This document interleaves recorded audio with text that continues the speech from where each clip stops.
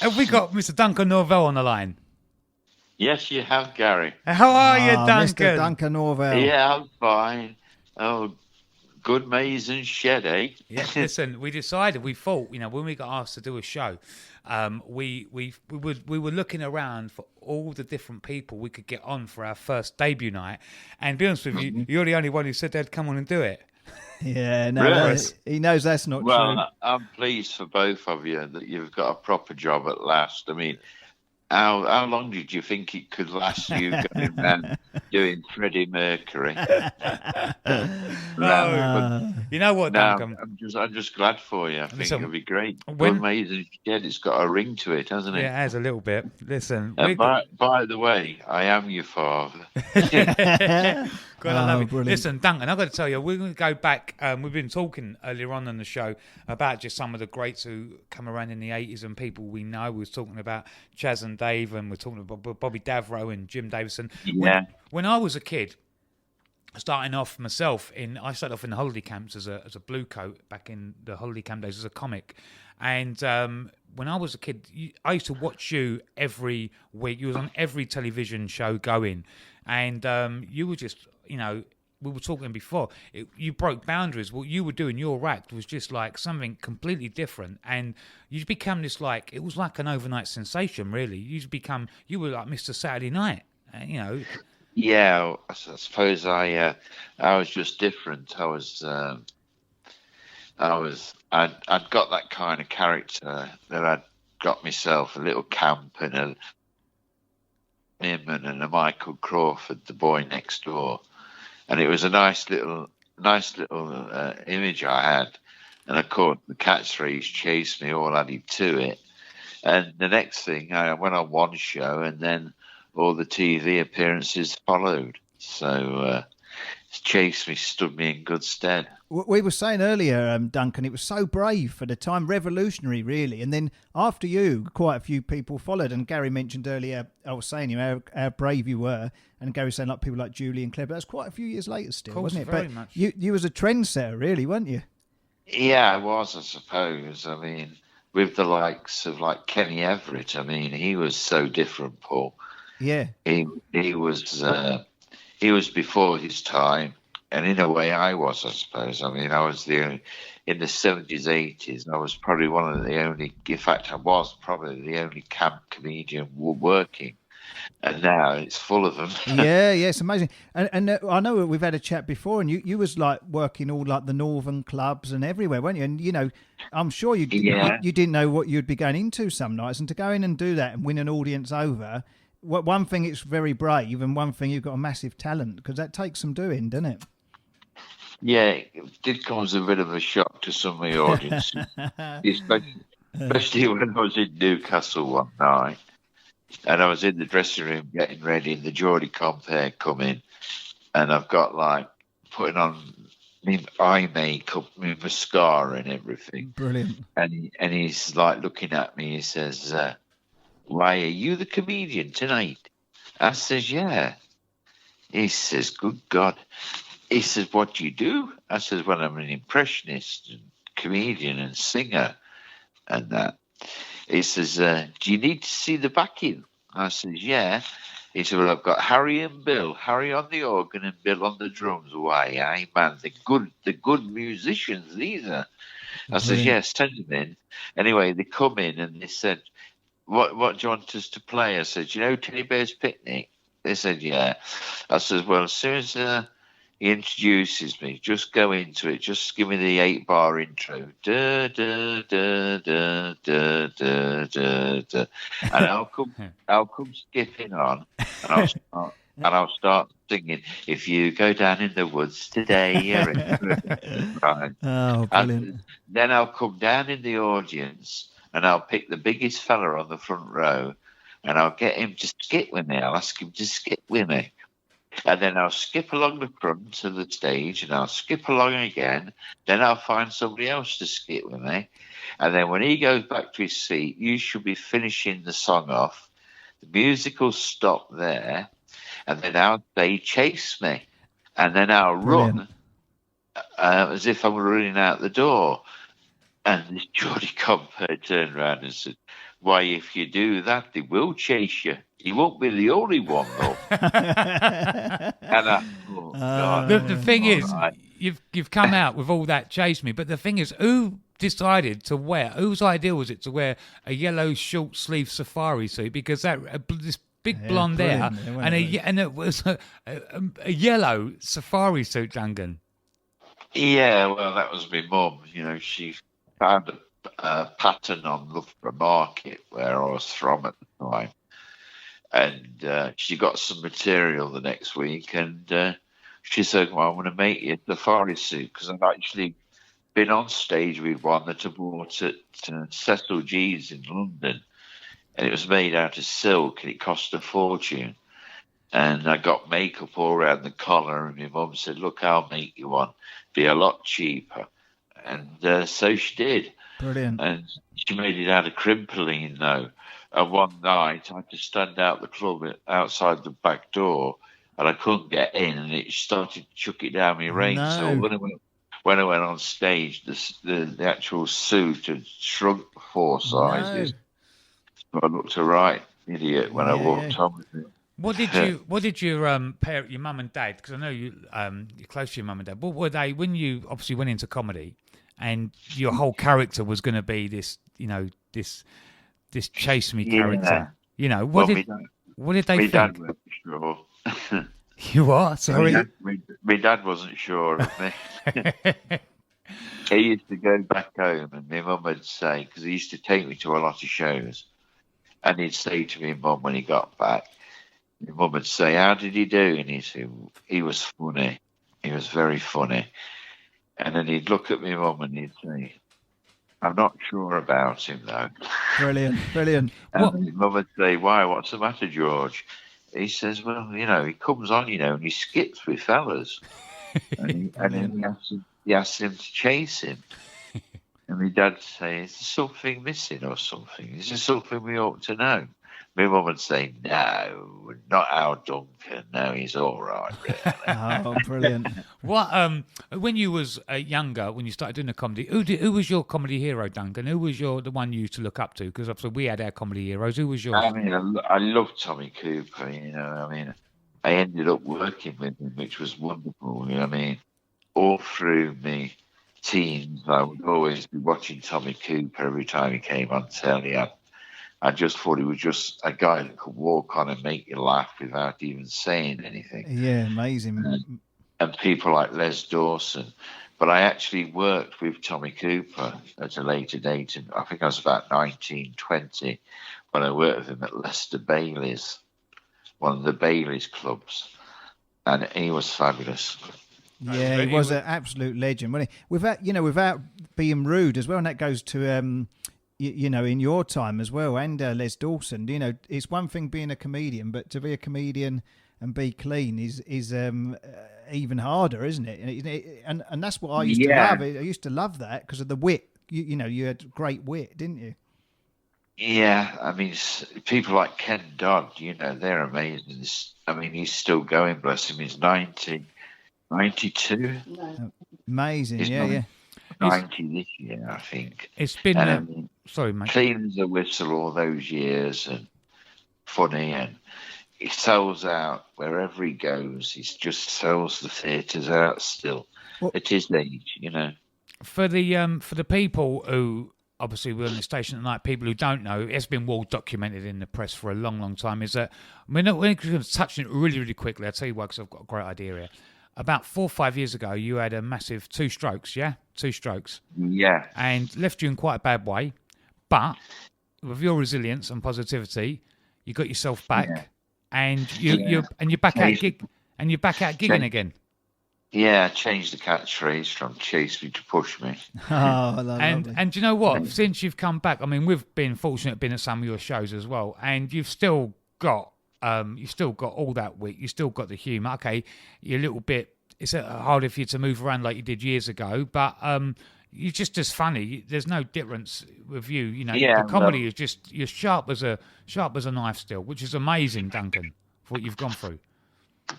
Well, fortunately, it did take my voice away, but only for a short while. That came back. I knew that I wouldn't be able to run around. They made it quite obvious to me, my consultants and that. And they said, you'll be lucky to talk. Well, I got my voice back quite quickly, and I started walking with a stick. I'm quite good now. And, I feel I could take the stick away. I could almost walk without my stick. But the problem is, it's getting that confidence back as well. Well, you got your confidence back. The thing is, you say about your voice, you got your voice back. And what we want to do, the reason I say that is because not only did you get your voice back, Duncan, about 6 weeks ago, you released an album. Okay, we're going to keep you on the line because we're going to play one of the songs from the album and come back to you. Okay, we want to do that now. Okay. And you come back. You brought an album out which is available on iTunes. It's Duncan Norvelle. Yeah, and it's called Music of My Life. And there is some great tracks on it. All great ones. But one of my favourite tracks, Duncan, and I think you sound great on this one. You sound great on them all. But this one is one of my favourite songs anyway. It's called Love Train. We've got it lined up. We're going to keep you on the line. We're going to come back to you after this song. And we're going to have a little musical interlude with the great funny man Duncan Norvelle. But the other side of his talent, an absolute great voice. This is Duncan Norvelle live on Mad Wasp Radio. And this is Love Train.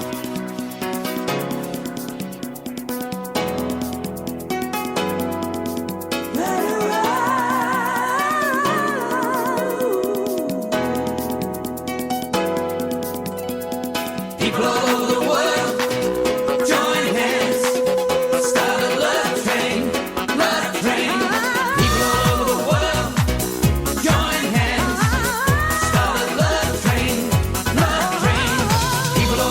world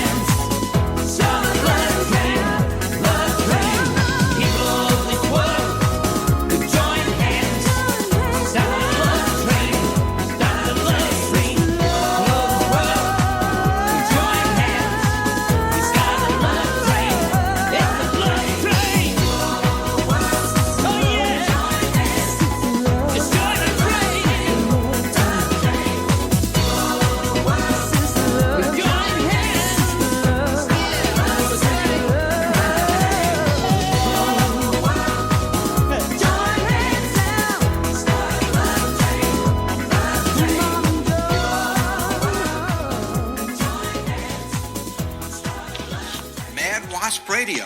It's what the buzz is all about. Goodmaze Shed, the radio show. Goodmaze Shed, the radio show. In the car or in the bath, you're guaranteed to have a laugh. In the car or in the bath, you're guaranteed to have a laugh. Oh, brilliant. So Love Chain there from Mr. Duncan Norvelle. Are you there, Duncan? Yes, I'm back. Brilliant. Yeah, that's such a great track. And the album's now available all on iTunes and Amazon and everywhere else as well. We were just talking earlier, Duncan, and something that probably a lot of people won't know is that you done the original pilot for Blind Date. Yeah, I did actually, yes. A few years ago, I was approached by London Weekend because I'd been on telly quite a bit, and they'd obviously seen me on Des O'Connor and Blankety Blank and programs like that. They approached me with this new concept they had from America.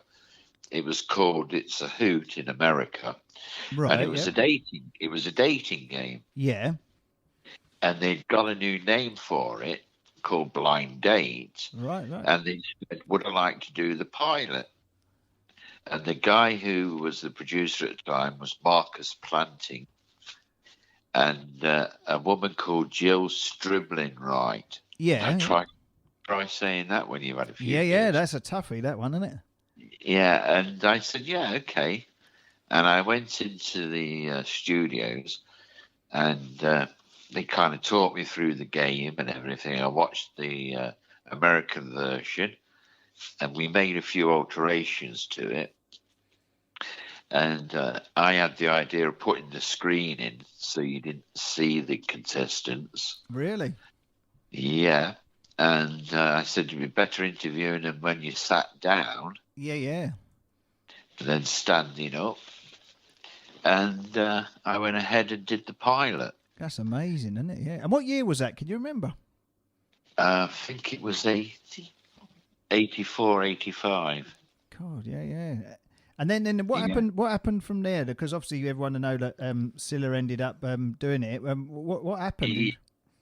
Well, when I finished the actual pilot, the producer Joe Striblin-Wright and the director Marcus Plantin really thought that the show was mine. Yeah, of course. They really did. I mean, because the camera crew were crying with laughing. Yeah, I bet they were.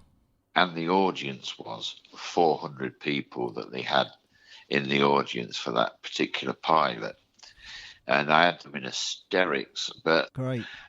They wanted me to do it camp. They said, be camp. Yeah, of course.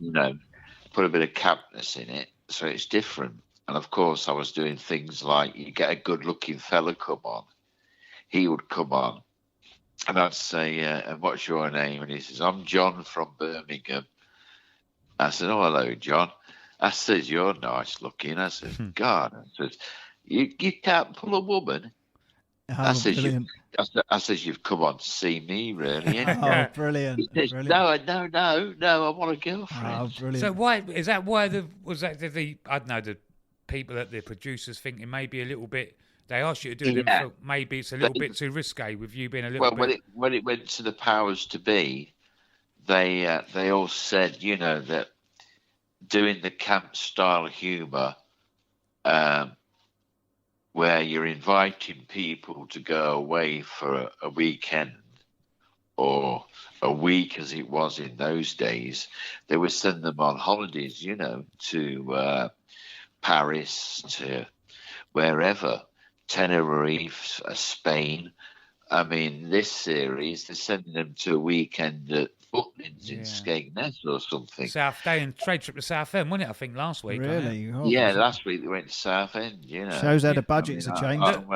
I went there the other day for jellied eels, Listen, when you do, it's amazing because how things have changed, because I got in the other night and put the television on. I don't know if you're familiar with the programme. You're thinking, going back then, when obviously producers thought maybe it's a little bit too naughty, But I've got in the other night and put a TV program on at 10 o'clock at night on Channel 4, and it was called Naked Attraction. And I didn't know what I'm watching. I don't know if you've seen it. Yeah, seen that. Yeah. Right, so basically, this show is, Paul, right, if you haven't seen it. No, not seen that. So, a woman or fella comes on. There's two, a woman or fella. So the fella comes on first of all, and there are 5 women behind 5 booths, and they bring up the sliders. So the guy gets to pick the woman by seeing a naked body, and then at the end they'll get naked and go on a date. Don't seem quite right, does it? Go back all them years ago, and they was worried about that. It's crazy. So on that last bit with Duncan then, so the you didn't Scylla done it in the end. What did they think, it was a bit too camp at the time? They thought I was.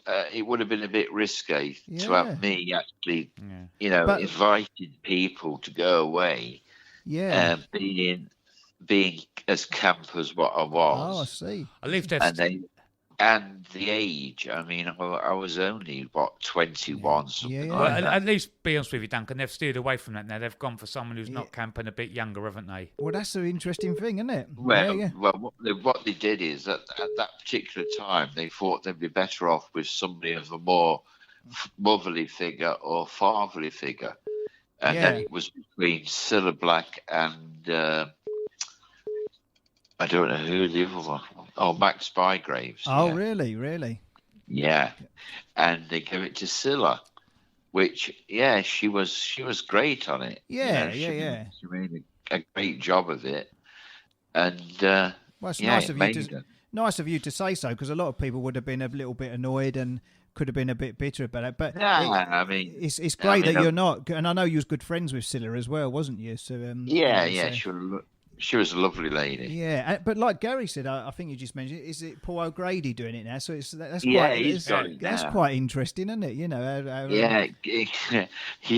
saying I was too camp. Yeah, amazing. Well, listen, apart from all the campness, it could have been worse. They could have get to Graham Norton. I would probably have had another smoke. I'll be honest with you, they were going to give it to him, but he wasn't as camp as you. Anyway, Duncan Norvelle, apart from being a great singer and a great presenter, a great comedian, you're a very great impressionist as well. I always remember we love your for the great impressions that you were doing as a kid when I was watching you. And I always remember he could do like a million impressions in about a minute as well. He was I used to love that fact. Well, I won't give away too much, but you used to go from that camp to then like a real like hard nut, didn't you? And it was like, that's brilliant. Yeah. Can you give us any of them on air?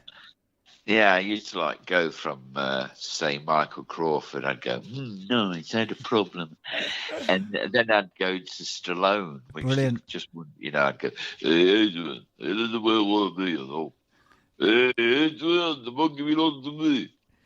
I mean, they wondered where the voice comes from. Yeah, that's amazing, that is.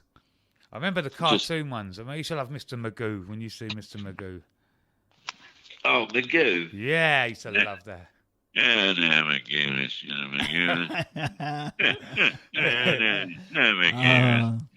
Listen, Duncan Norvelle, we know you've got many more shows coming up this year at the moment. You're everywhere. You seem to be 1 week Skegness, 1 week Great Yarmouth. You're back on the road again, doing what you do best, making people laugh, irrelevant from the stroke. You're out there. And we're just really grateful that you're our mate, you're on our show, and also that we get to see you work live as well, because you're an absolute inspiration. I think I just think you're a bit of an institution now for people who have had strokes, people who have been ill, to take a leaf out of your book, because if anyone can get back to their full fitness. I'm an ambassador for the Stroke Association as well. That's a good thing, isn't it? Of all you've been through, you're still trying to help other people, and we mustn't forget the I was going to say that the lovely Lynn as well. Your lovely lady Lynn. She is.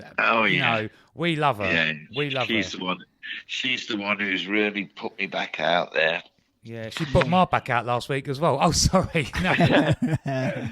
No, she really is, and we just touch on very. Here laughing. That's the best brilliant! That's a good thing. That's what we want. All about the laughter, isn't it? You got to laugh, definitely. We've just touched on just very quickly that you helped us out with the charity night recently, and to have yourself, Bobby Davro, and Jim Davidson on the same bill, was amazing. And we were just saying about television nowadays, really. And we're trying to keep the show all positive and nice and happy. And we said, people would love a show like that, wouldn't they, to be on the telly? I mean, Gary was just talking about that new naked one that he was talking about. people. There's a lot of people out there. We had so many great comments from that Was night, it didn't we? a proper variety show? Then. Exactly. It's like Good, people. great special acts, great singers. We great did, didn't band. we? Yeah. Yeah, I mean, you don't see it now on telly. It's strange. It's a bit like you need a new word for variety because some of I don't know if the producers think variety straight when they think it's old. It's like you need a modern word for variety or something. But there's so, I mean, you get to see, Gary does and I do, so many talented people across the country, and you think, people would love a show like that on telly. So we'll have to nag a few producers, won't we? Yeah, get you back. Yeah. Duncan Norvelle, it's been an absolute pleasure. Thank you so much for giving up your time on this night to come on and talk to us. We love you a bit, and we're going to see you soon. There's no one really in the studio apart from me and Paul, but I'm sure we're going to give you a massive round of applause. We certainly Mr. will. Duncan Mr. Norvelle. everyone. We love you, Dun. I'd And just like to say one thing. go on. You two are mad. Oh, that's good. I reckon you've got a bit of a hit show there. I think they ought to employ you for BBC One. That would be interesting, wouldn't it? Just a bit, yeah. Duncan, thanks for coming. We're going to play this next song. Lovely I'm to going speak to to you. dedicate this one to you, Duncan. It's a great song by Frankie Valli. It's called "You're Just Too Good to Be True. Can't Take My Eyes Off of You." Listen, Duncan Norvelle, God bless you.